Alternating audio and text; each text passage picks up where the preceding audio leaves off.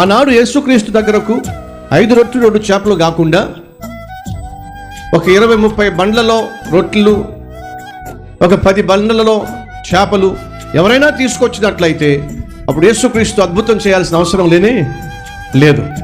యేసుక్రీస్తు ఆశ్చర్యకార్యం చేయాల్సిన అవసరం కూడా లేదు.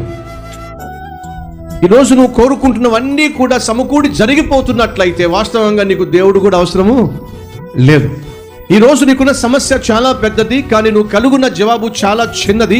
ఆ చిన్న జవాబు ఏం చెప్తుందయ్యా అంటే, నేను చాలా చిన్న జవాబు, కానీ నీకు దేవుడు తోడుగా ఉంటే ఈ చిన్న జవాబే నీకున్న పెద్ద సమస్యకు పరిష్కారాన్ని చూపిస్తుంది అని తెలియజేస్తుంది.